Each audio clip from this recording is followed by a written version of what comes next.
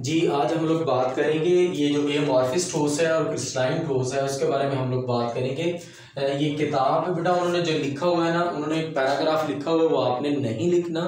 अगर आपके पेपर में आता है तो आप एमॉर्फिक ठोस और क्रिस्टलाइन ठोस में जो फर्क है आप लोग लाइन लगा के लिखेंगे। ये मैंने आसान सा लिख दिया है, आप लोग अपनी किताब पे नोट कर लें। ऐसे ठोस जिनकी खास शक्ल नहीं होती उनको एमॉर्फिक ठोस कहते हैं। जहां पे लफ्ज आएगा ना क्रिस्टी बायो में ए, उसका मतलब होगा विदाउट। मॉर्फिस का मतलब होता है शेप, ए का मतलब विदाउट और मॉर्फिस का मतलब शेप। एमॉर्फिक ठोस, एमॉर्फिस सॉलिड, ऐसे सॉलिड जिनकी खास शक्ल खास शेप नहीं होती। और क्रिस्टलाइन ठोस ऐसे ठोस जिनकी खास शक्ल होती है, उनको क्रिस्टलाइन ठोस का नाम देते हैं। अच्छा, दूसरा इनके साफ ज़ाहिर है इनकी खास शक्ल, इनके मेल्टिंग और बॉइलिंग पॉइंट ज्यादा नहीं होते। अच्छा, ये आप लोग वैसे लिखेंगे, ऐसे ठोस जिनकी खास शक्ल होती है उनको क्रिस्टलाइन ठोस कहते हैं। दूसरा फर्क है इनके मेल्टिंग और बॉइलिंग पॉइंट ज्यादा नहीं होते। इसका दूसरा फर्क है इनके मेल्टिंग पॉइंट मखसूस और ज्यादा होते हैं क्रिस्टलाइन ठोस के। तीसरा है आपने बताना है इनके वाज़ा किनारे नहीं होते, और इसमें आपने बताना है इनके वाज़ा किनारे। यहाँ पे आपने जो एमॉर्फिस है ना, इसमें आपने लफ्ज नॉट नॉट का याद रखना है, नहीं का। ठीक है, ये देखें जरा, इधर आपने उसके उलट लिख देना है। इसके जो एग्जांपल्स हैं एमॉर्फिक ठोस की, वो पहली एग्जांपल है जेल है, उसके बाद जो रबड़ होती है, रबड़ जिसको बोलते हैं आप लोग यूज करते हैं, और उसके बाद प्लास्टिक है और शीशा है। ये चार एग्जांपल जो है ना आप लोग याद रखेंगे। जो क्रिस्टलाइन ठोस है इसकी एग्जांपल है जी हीरा है, और उसके बाद सोडियम क्लोराइड है। आम जो नमक हम लोग खाते हैं, this is called sodium chloride, ये जो है ना क्रिस्टलाइन। अच्छा, ये पेपर में आएगा, ये जो आपके ठोस वाला एक दो पेजेस है ना, ठोस वाले, मेल्टिंग पॉइंट, रिजिडिटी, डेंसिटी, एमॉर्फिक ठोस, क्रिस्टलाइन ठोस, एलोट्रॉपी आ गया, अभी हम देखते हैं। और उसके बाद सफेद फास्फोरस और जो रेड फास्फोरस होता है उसमें क्या दो लाइनें, ये दो पेजेस बेटा आपको 2 नंबर 4 नंबर जरूर दे के जाते हैं। पहले टाइम पे दे जाएं, दूसरे टाइम पे आपको मिल जाए, ये आपकी किस्मत है, लेकिन आता जरूर है। आपने इसको ध्यान से तैयार करना है, ये फर्क आप लोग नोट कर लें। इंग्लिश मीडियम वाले, those solid which do not have the specific shape are called amorphic ठोस। उसके बाद इसका दूसरा लिखेंगे the melting point are not specific of amorphic solid. उसके बाद आप लोग लिखेंगे they do not have specific corners. इसका उल्टा आप लोग लिखेंगे crystalline solid are those solid which have the specific shape. इसका लिखेंगे आप लोग crystalline solid have the specific shape and melting point. आप लोग ये जो ये लिख लें, crystalline solid have the high melting point. और तीसरा आप लोग लिखेंगे they have the specific corners. और इसकी एग्जांपल्स आप लोग देखेंगे ना, जेल जो होती है जो सुबह नाश्ते में इस्तेमाल करते हैं ब्रेड के साथ, तो उसकी कोई खास जो है ना, बाकी और टाइप्स की भी जेल होती है, तो उसकी कोई खास जो है ना वो शेप नहीं होती। ठीक है, और इस तरह देखिए यहाँ पे अगर हम बात करें डायमंड की, तो डायमंड की जो है ना वो खास शेप होती है, खास शक्ल होती है, खास शेप होती है। ठीक है, तो ये हमने इसके फर्क देख लिया। अभी हम लोग देखते हैं जी एलोट्रॉपी क्या होता है।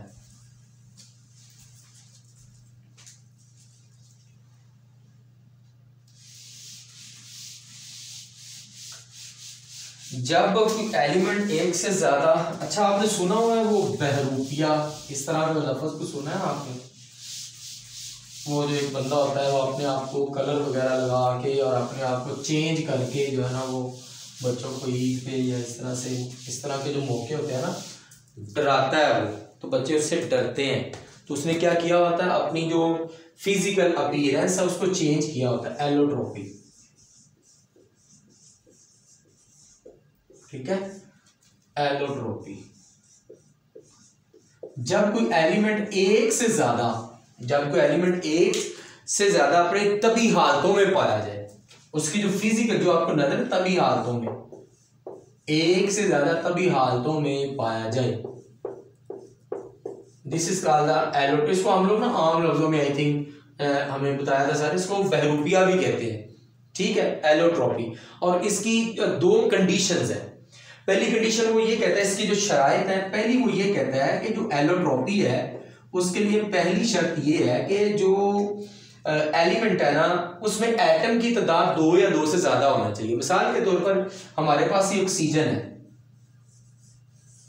ठीक है, O2 है, इसी तरह O3 भी ऑक्सीजन ही है, लेकिन इसका नाम हम लोगों ने ओजोन रखा हुआ है।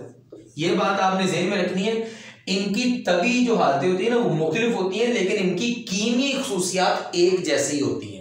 जो एलोट्रॉप्स होते हैं इनकी जो फिजिकल अपीयरेंस जो हमें नजर आती है वो मुख्तलिफ होती हैं, लेकिन इनकी जो केमिकल प्रॉपर्टीज होती हैं वो क्या होती हैं, एक जैसी होती हैं। दूसरी बात वो ये कहता है कि जो एटम्स हैं, एटम्स की तरतीब मुख्तलिफ होनी चाहिए। एटम्स की जो तरतीब है वो क्या होनी चाहिए, मुख्तलिफ होनी चाहिए, ठीक है। ये जो है ना वो दो उसकी कंडीशंस के बारे में बता रहा है, और फिर आगे वो ना एक टेम्परेचर के बारे में बात कर रहा है कि जो टेम्परेचर होता है, टेम्परेचर का जो है ना एलोट्रोपी पे क्या असर होता है। तो यहाँ पे उसने एक डेफिनेशन लिखी है, ट्रांजिशन टेम्परेचर। ट्रांजिशन टेम्परेचर ऐसा टेम्परेचर होता है जिसमें एक एलोट्रॉप दूसरे एलोट्रॉप में तब्दील हो जाए, एक एलोट्रॉप दूसरे एलोट्रॉप में तब्दील हो जाए, उसको ट्रांजिशन टेम्परेचर का नाम देते हैं। सल्फर का ट्रांजिशन टेम्परेचर इन्होंने दिया हुआ है, फास्फोरस का दिया हुआ है, और उसके साथ SN से मुराद है टिन का इन्होंने ट्रांजिशन टेम्परेचर दिया हुआ है। तो आप लोग बेटा वो तीनों के तीनों जो टेम्परेचर है ना आप लोग वो याद करेंगे, आपके पेपर में आते हैं। अभी हम रीडिंग करते हैं, देखें जरा। एलोट्रोपी किसी एलिमेंट का एक ही तभी हालतों में मुख्तलिफ अशकाल में पाया जाना एलोट्रोपी कहलाता है। ये दो उसकी वजूहात है, हम लोग वजूहात भी कह सकते हैं और उसके साथ जो है ना वो शराइत भी कह सकते हैं। उसके बाद देखिए लाइन नंबर 3 पे दिया हुआ है, पहली 2 लाइनें आप लोग नहीं याद करेंगे, कर भी लें तो ठीक है, लेकिन वो टेम्परेचर जिस पर एक एलोट्रोप दूसरे में तब्दील होता है उसे ट्रांजिशन टेम्परेचर कहते हैं। वो एलोट्रोप जिसमें वो टेम्परेचर जिस पर एक एलोट्रोप दूसरे जो है ना एलोट्रोप में तब्दील हो जाए। सल्फर का ये बहुत ज्यादा आपके पेपर में आता है कि जो सल्फर होता है उसका ट्रांजिशन टेम्परेचर कितना है जी, 96 है। 96 पे जो है ना वो दूसरे एलोट्रोप में तब्दील हो जाता है। ये देखिए मैं आपको समझाता हूँ। एलोट्रोप सल्फर का रोम्बिक और इसकी दो जो है ना एलोट्रोप है सल्फर की, ऑक्सीजन की भी 2 है, सल्फर की भी 2 है। और उसके बाद सूरख का दिया हुआ है, ठीक है, फास्फोरस का, और उसके बाद टिन का दिया हुआ है। देखिए जरा, ये मेरे पास जी फास्फोरस है, सल्फर है, S8 है, और इसका जो ट्रांजिशन टेम्परेचर है वो कह रहा है जी 96 है, ठीक है। अब ये ना इसकी एक शेप होती है, उसको बोलते हैं रोम्बिक। अब ये इस तरह से इसकी टेट्राहेड्रल आई थिंक शेप होती है, इसकी 8 इसमें इस तरह से कॉर्नर्स होते हैं, ये इस तरह से इसकी शेप होती है, ठीक है, ये इस तरह से शेप होती है। ये जब टेम्परेचर 96 होता है ना तो ये तब्दील हो जाता है मोनोक्लिनिक में। होता ये सल्फर ही है, S8 ही होता है, लेकिन इसकी शेप इस तरह से क्रिस्टल्स बन जाती है, इस तरह से, ये इस तरह से क्रिस्टल बन जाता है, क्रिस्टल शेप हो जाती है। बात की समझ आ रही? मतलब जब 96 आएगा टेम्परेचर तो सल्फर जो है ना वो अपनी शेप रोम्बिक से मोनोक्लिनिक कर लेगा। 96 जो है ना वो मतलब कि देखे ना ये सल्फर के एलोट्रॉप्स हैं, एक एलोट्रॉप रोम्बिक है और दूसरा एलोट्रॉप कौन सा है, मोनोक्लिनिक है। बात की समझ आ रही है ना। उसके बाद उन्होंने दूसरा दिया हुआ है, ये है हमारे पास फास्फोरस है, P4 है, और इसका टेम्परेचर दिया 250 है। देखिए जरा, ये सुर्ख होता है और जब 250 डिग्री सेंटीग्रेड टेम्परेचर होता है तो यही जो फास्फोरस है ये क्या हो जाता है, सफेद हो जाता है। आई थिंक इन्होंने यही लिखा हुआ है, ये सफेद और सुर्ख हो जाता है, ये सफेद है और ये क्या हो जाता है, सुर्ख हो जाता है। कितना टेम्परेचर है, 250 डिग्री। मतलब यह है कि जब 250 डिग्री सेंटीग्रेड टेम्परेचर होगा तो जो फास्फेट है वो क्या हो जाएगा, वो सुर्ख हो जाएगा, उसकी जो फिजिकल अपीयरेंस है वो चेंज हो जाएगी। उसके बाद बेटा उन्होंने लिखा हुआ है SN, आप लोग इसके ऊपर लिख लें टिन। ये जो टिन है इसका जो टेम्परेचर है, ये टेम्परेचर 13.2 डिग्री सेंटीग्रेड है। बात ये क्यूबिक है और ये टेट्रागोनल हो जाता है, सरमई कलर होता है। ये 13.2 डिग्री सेंटीग्रेड है और ये जब टेम्परेचर है ये 13.2 डिग्री सेंटीग्रेड आएगा तो ये क्यूबिक से तब्दील हो जाएगा टेट्रागोनल में, उसकी जो फिजिकल अपीयरेंस है वो चेंज हो जाएगी। बात की समझ आ रही है ना। उसके बाद एंड वाली 2 लाइनें हैं, बहुत बहुत मशहूर हैं, आपके पेपर में आती है। सफेद फास्फोरस एक बहुत ही ज्यादा रिएक्टिव, जहरीला, नरम मोमी ठोस है। ये टेट्राटॉमिक मॉलिक्यूल्स है की शक्ल में मौजूद होता है। सुर्ख फास्फोरस कम रिएक्टिव, गैर जहरीला और बुरबुरा होता है। आप 2 लाइनें बड़े ध्यान से, बल्कि मैंने आपको बताया पेज नंबर आपका है 105 और 106, ये बड़े ध्यान से आप लोग याद करेंगे। ये जो रेड फास्फोरस है इसकी मैं आपको आम मिसाल बता देता हूँ। ये जो माचिस की तीली होती है ना, घरों में हम लोग इस्तेमाल करते थे और अभी भी कुछ घरों में इस्तेमाल होती है, तो जो उसके आगे वो रेड कलर का लगा होता है ना, तो जब हम उसको इस तरह से उसके ऊपर उसको रब करते हैं तो वो आग पकड़ लेता है, वो रेड फास्फोरस होता है। बात की समझ आ रही है।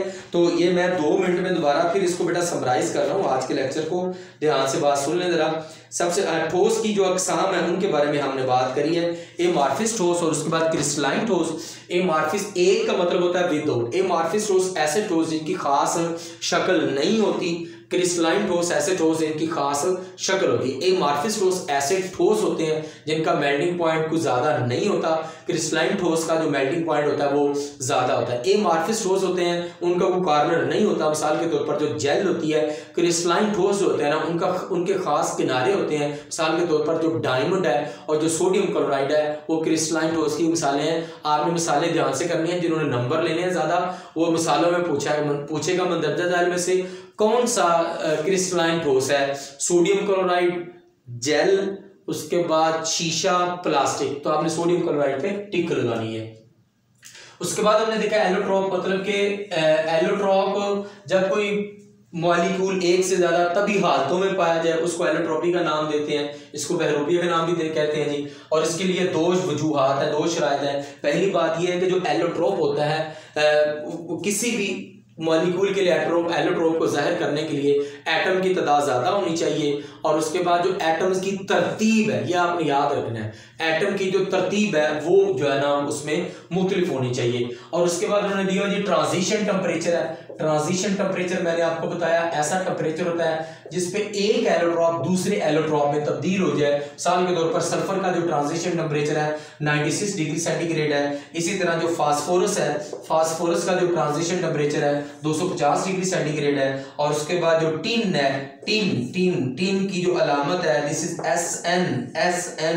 SN जो है ना इसकी अलामत है। इसका जो ट्रांजिशन टेम्परेचर है 13.2 डिग्री सेंटीग्रेड है। ये क्यूबिक से तब्दील हो जाता है टेट्रागोनल में। ये हमारा चैप्टर अल्हम्दुलिल्लाह कंप्लीट हो गया है। इंशाल्लाह अगली वीडियो में हम लोग इसकी जो एक्सरसाइज के क्वेश्चंस है वो देखेंगे। मेरे साथ जुड़े रहें। जज़ाकुमुल्लाह खैरा।